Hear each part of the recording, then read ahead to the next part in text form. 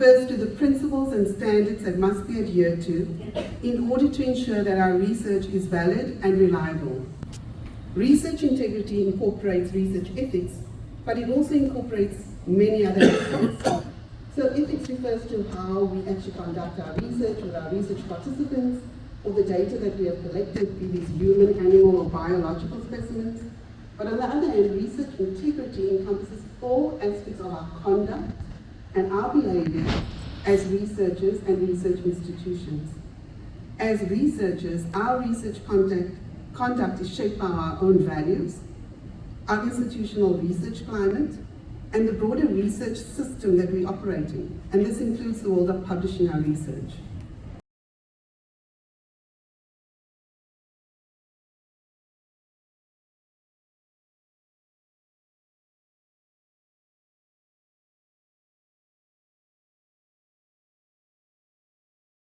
At all when it comes to the social license of universities to operate, but then I was assured that I could just share my perspective, so that is what I'm going to do.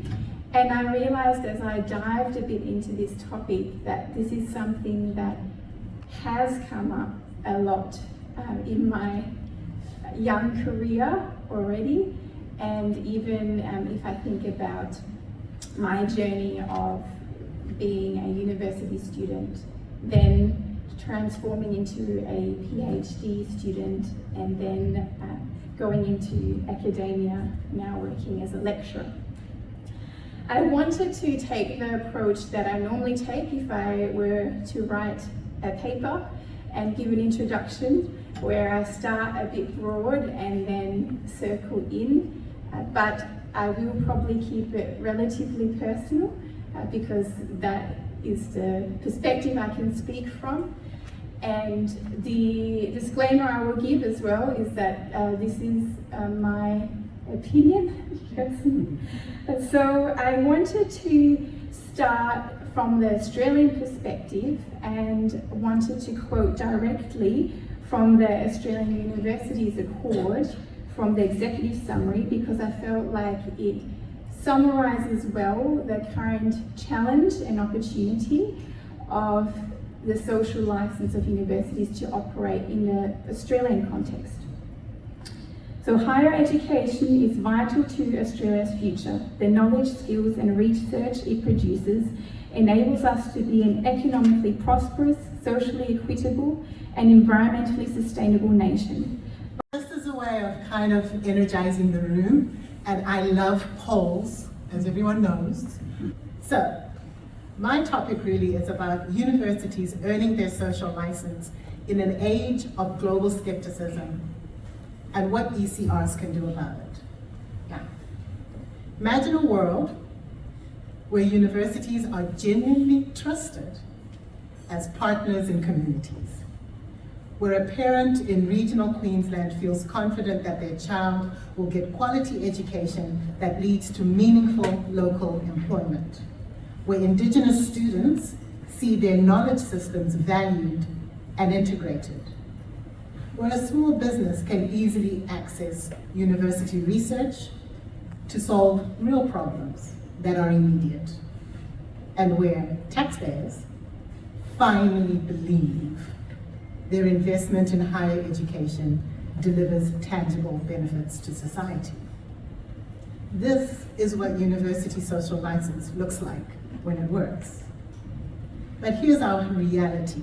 In Australia today, Australia faces a crisis of trust. So what exactly is social license, and why does trust matter so much? Social license is an ongoing community acceptance that universities are legitimate public institutions, and trust is the foundation of that acceptance.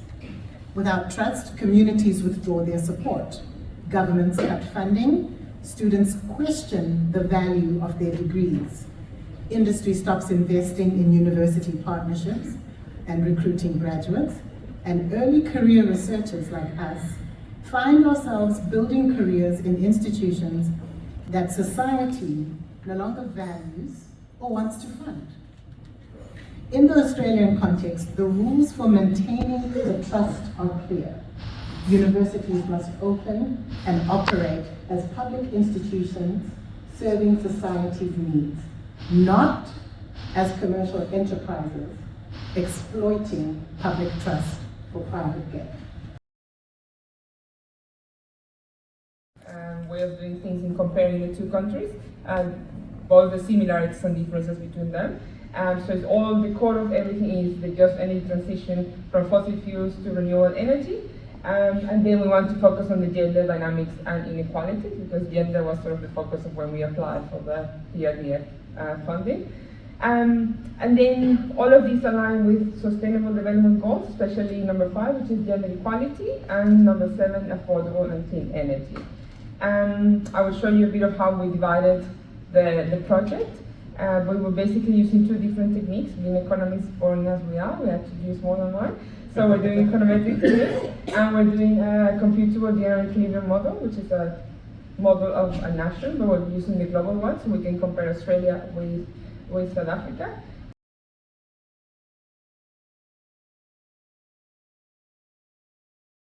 Yes, challenges. And the study also aims to identify ways through which civil society organizations can strengthen their engagement with governments and civil societies within these countries.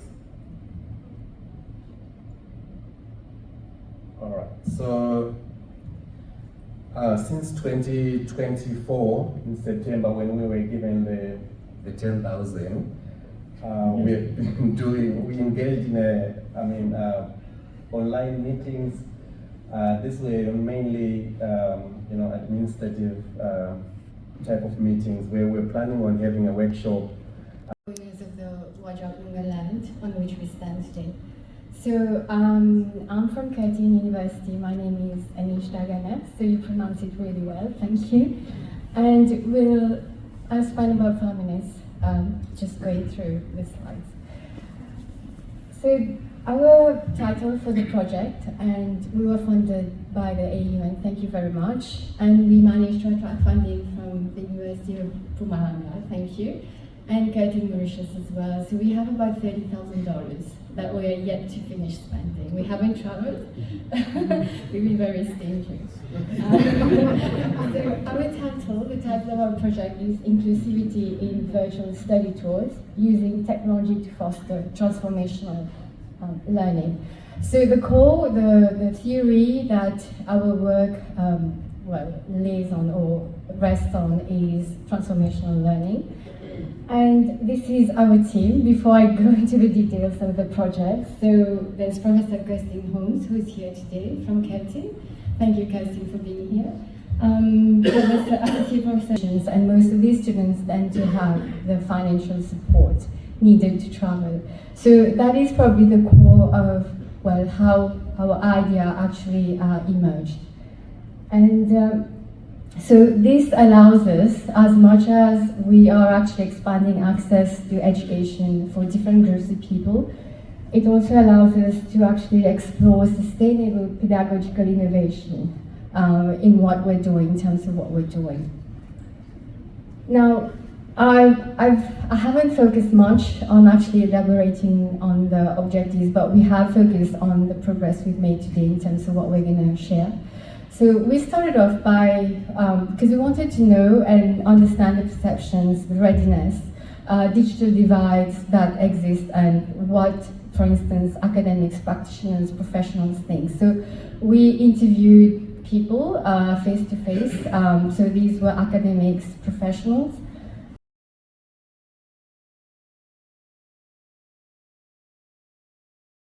Climate change resilience in higher education sectors in Africa and Australia. So the project members are the lead university is Murdoch University, myself, and